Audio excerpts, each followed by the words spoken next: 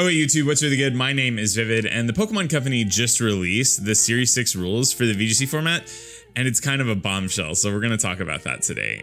Before we get into that, I just want to say I'm not a professional, I'm not a VGC expert, I'm relatively new to the format, and I think I'm picking up the format relatively quickly, but yeah, there are probably plenty of people out there who have way better opinions and insights, but I just wanted to give my take on this whole ordeal.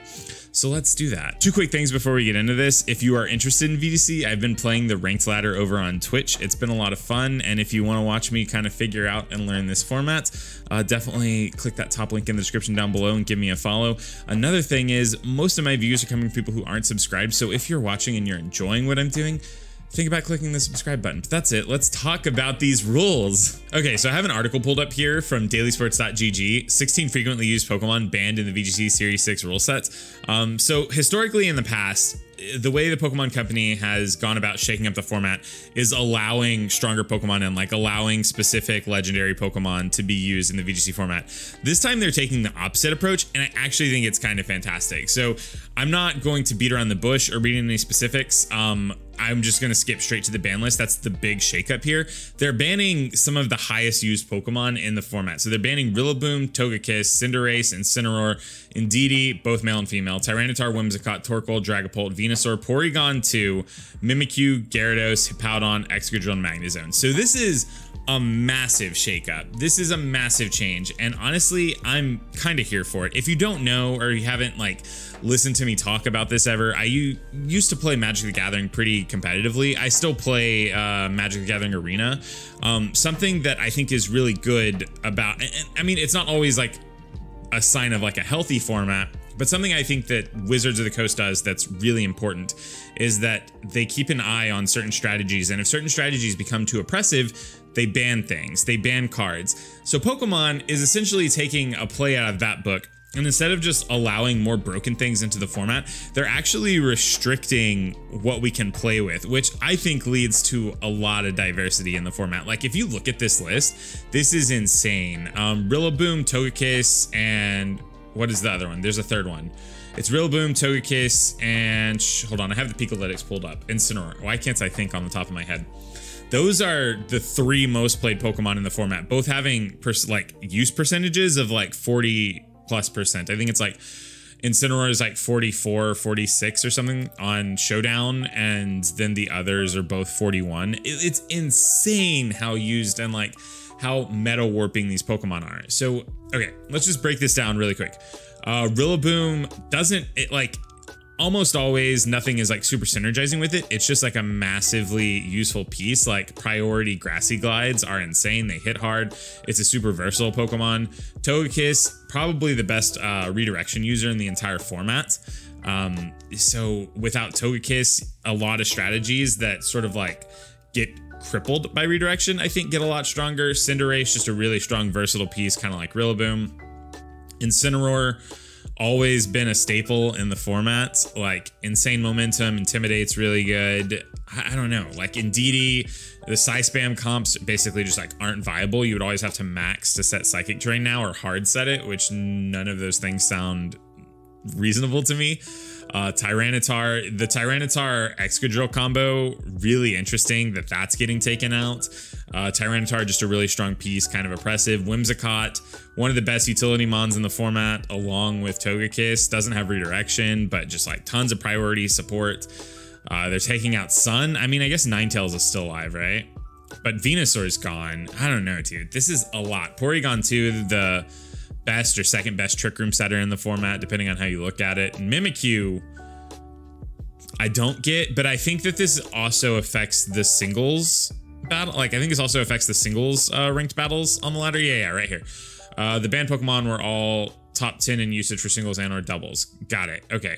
So that kind of explains Mimikyu, probably Gyarados. I think Gyarados is good in the doubles format, but I think it was much better at the beginning of the season. I don't think it has like great usage stats right now. Hippodon, I think Hippodon and Magnezone are kind of explained by this, like the top 10 in singles and doubles. The moral of the story is lots of really strong pieces are being taken out. Like if you look at this, this hits Psy-Spam teams. This almost eliminates, I mean, it doesn't eliminate because you still have Ninetales, but it super neuters Sun comps. you essentially get rid of sands. Like there's not a great Sand Rush Mon anymore. Like you still have Gigalith, but without Excadrill, you're pairing it with like Sandslash. Yeah, Psy Spam's dead. Trick Room is still fine. It loses some key pieces here, like Porygon 2, but also Dusclops is still illegal. And was doing fine before Porygon 2 entered the format. You lose Torkoal, but so like the Trick Room Sun teams have been kind of oppressive, really good. Yeah. Okay. So initial thoughts. Now that I'm kind of done gushing about what they're banning, I think this is really smart. I think this is a really smart move. I think it is good that Pokemon is like the Pokemon Company is deciding to change up the format by taking really oppressive pieces out. Because if you look at usage stats, like at least I'm going to reference Magic the Gathering probably a couple more times here. Whenever something gets to a percentage in that game where it's being played over 50% of the time, it's like gets looked at. Like if over 50% of the field is one strategy, that strategy gets looked at. So one, I think it's important that companies, like, especially if you're trying to create a competitive environment that doesn't get stale, I think it's important to shake things up. And Pokemon has had a really hard time doing that in the past because they don't like nerf and buff Pokemon, right? Like Rillaboom's not getting a nerf to its stats because it's overperforming, and then something like, I don't know, Vileplume getting a buff because it's underperforming compared to Venusaur. Like that's not how the game works. So by taking these like really oppressive pieces out, I think it fixes a lot of the problems that people have had with VGC in the past, where formats get stale, strategies get over centralizing. Like imagine like Pokemon Sun and Moon era VGC event where they just banned Landorus Therian, right? Like that was an oppressive Pokemon in that format. I think the format gets a lot better. Obviously, it would come with more bans than just Landorus Therian, but I think that was pretty widely considered the best Pokemon in the format, just like the most versatile, most used. Just imagine a format where that no longer exists. I think it gets a lot healthier. So yeah, I mean, we see a lot of strategies take a hit here. I want to kind of like go through, I have the Pikalytics pulled up too. I want to kind of go through that and look at, you know, like what is still hanging on, like what's still here, what didn't get banned, and what might potentially, I don't know, be like great to use after this. Before I do though, I had peeped this article before I started recording, and if you go down here, they have a tweet from Wolf I think is really funny. Dusclops actual 10,000 IQ play, dominated the entire format, hit right before the ban, Porygon 2 takes a hit, Dusclops dodges the ban. I think it's really funny. This is a good tweet. Good job, Wolf. But yeah, let's look at Pikalytics. Okay, so right now, these 5 banned, Cinderace banned, Torkoal banned, Dusclops banned. Amoonguss survives here, which is interesting. I mean, it's relatively new to the format. What is this in usage? It's definitely top 10. I guess it's not like, this is Showdown, right? So if I go to Battle Stadium doubles, it's probably different. Yeah. Okay, so this is the, excuse me. This is the information they're going off of. So Rillaboom banned, Togekiss banned, Incineroar, yeah. Okay, so this checks out. But then Venusaur is also banned, right? Interesting. So Venusaur gets banned, and then Excadrill. I guess they're just like, maybe some of these are like top 10 on the singles ladders too? I don't know how to check that. Battle Stadium singles. P2. Oh, I didn't know Porygon Z was so high on the singles list. Mimikyu, Hippodon. I don't know, Gyarados, Urshifu. All right, it's interesting. Go back to Series 5 battle. Oh, this is what I'm looking for right here. Hippodon, Mimikyu, Gyarados, Draco Zolts. Excadrill, not in the top 10 in either, but interesting. Okay, so just looking at this information right now, I want to kind of like make some assumptions on things that I think will be good. And again, I'm not an expert at this format. So take my advice with a grain of salt. But there are a few strategies that I think look really strong coming out of this. One is sort of like anything that plays off the beat up mechanic. Redirection took a big hit here because now presumably the best redirection in the format is like Clefairy, Amoonguss, and Togetic, however you pronounce it. Which is not fantastic because we're losing Indeedee and Togekiss. So we're losing a lot of Follow Me users because there's not many of them. Like the percentage of Follow Me users we're losing is insane. Yeah, I mean, Togetic is bulky. It's not nearly as good as Togekiss, but it's bulky. So yeah, I think strategies that sort of like got crippled by Follow Me get a little bit better, right? Like the Colossal strategy, I think is probably good. The like Aqua Jet into Colossal or Surf. I mean, the Surf always got around that, but Aqua Jetting into Colossal is probably fine now. The beat up strategies with things like Lucario, Cobalion, the Three Musketeers in general. I think those strategies are good. I don't know what users of beat up are in the format. Like Whimsicott was always the go-to. I know Weavile gets it, I'm pretty sure. Sneasel gets it, so maybe, I don't know, maybe that's the play. They have good speed tiers. With Dragapult exiting the format, it's super, I mean, it's always been like kind of a slow format, but we're losing Cinderace and Dragapult and Whimsicott. So yeah, the format's super slow now. The format is incredibly slow. Okay, so the beat up strategies are something I thought of that I think get a little bit better. A Pokemon that I think gets better, and people have talked about this in like my Discord server, some of the friends that help me build like my front office, Porygon Z looks like it can decimate a lot of things now. It's already a really good max target for the damage output it has. But now that just like a lot of these top tier threats are gone, Porygon Z looks like it can run through teams pretty easily. Great stats, good, like not great, like its defenses are not good, but reasonable speed tier, great special attack stat is what we're looking for here. And like I said, good max target. Arcanine I think gets a lot better as like it basically just becomes Incineroar again.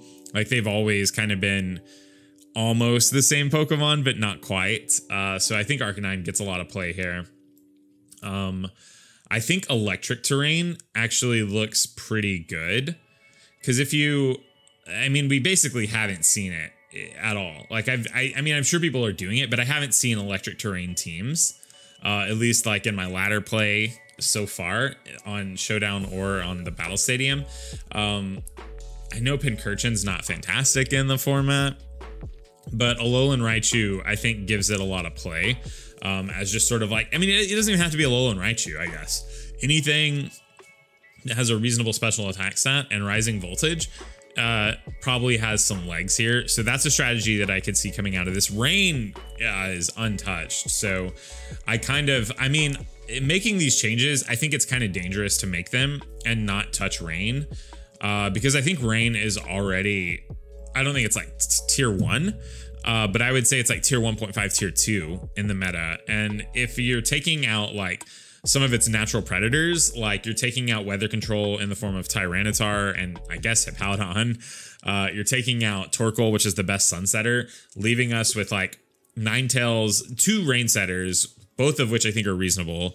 Ninetales is okay. I don't know. I think Rain is probably going to be scary moving forward. That's my like first inclination, is that the strategy I would try if I was like top tier laddering right now would be Rain. I think Rain would be really strong. Trick Room is still fine.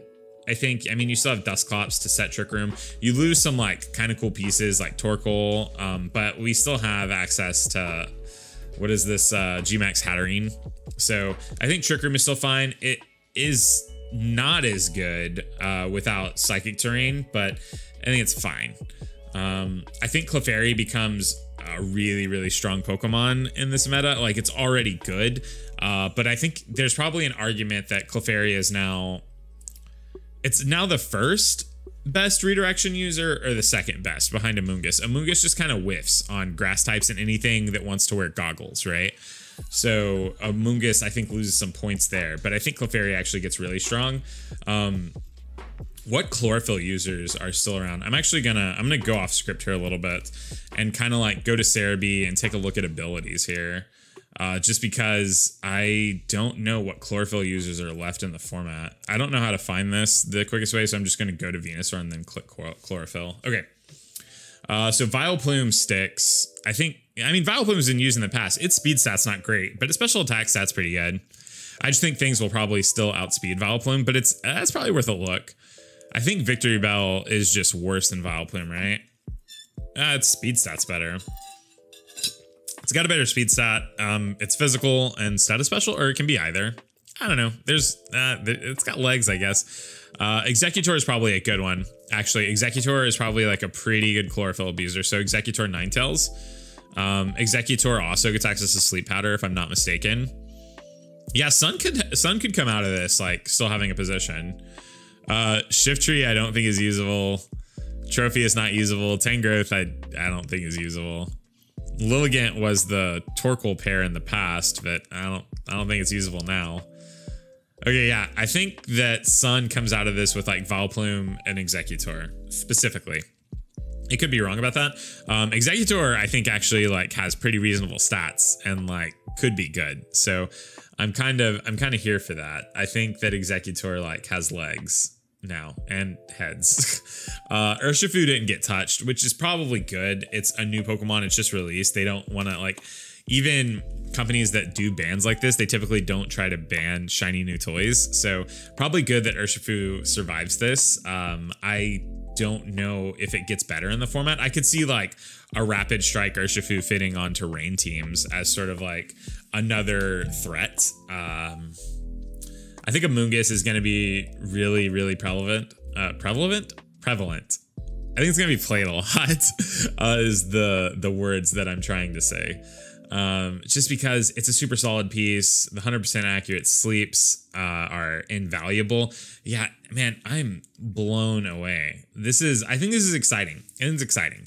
I think this is good for the format. I think any time where you diversify a format by making Pokemon that previously were not viable, or not even Pokemon, but just like strategies that previously weren't viable, I think you're doing something good for the players. I think a rotating ban list like this, like if this is the Series 6 ban list and then like maybe 5 Pokemon off the Series 6 ban list come off and then they add 5 more on the next series, something like that. Like I think rotating ban lists are really cool. In Magic, that's problematic because people pay money for cards. In Pokemon, we just put time into getting the Pokemon we need. So I don't know. I think this is great. I think this is fantastic. Good move, Pokemon. Good move. Lapras made the cut, huh?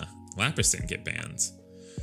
Okay, so Lapras cores are gonna be strong. That's surprising. I'm a little confused. Like all these articles say that like everything says it's like the top 10 Pokemon, but it's really not. Unless these stats are like, obviously they have like the 100% accurate stats and we don't, I guess. But it's interesting that like Venusaur isn't the top 10 on this list and still fell in. Like Dusclops is number 10. And I know they're not taking Showdown. I don't think they acknowledge Showdown exists like at all. How do we even get there? This it? Yeah, I don't think they acknowledge Showdown exists even a little bit. Yeah, Dusclops is in the top 10 on both of these though. So yeah, I don't know. I'm interested in this format. I think it's exciting. I think it's going to be fun to build teams, but that's my take on everything. Sorry if I rambled a little bit. I hope you enjoyed listening to me talk about this somewhat, and you think the strategies that I'm talking about are at least like kind of viable. Like again, I think Electric Terrain gets a lot better, mostly because of like Alolan Raichu. I think it's strong. Rain, I think, is going to be very good. I think Sun comes out of this super nerfed, but playable. Trick Room, I think, will be fine. It's just not going to be as good without Psychic Terrain.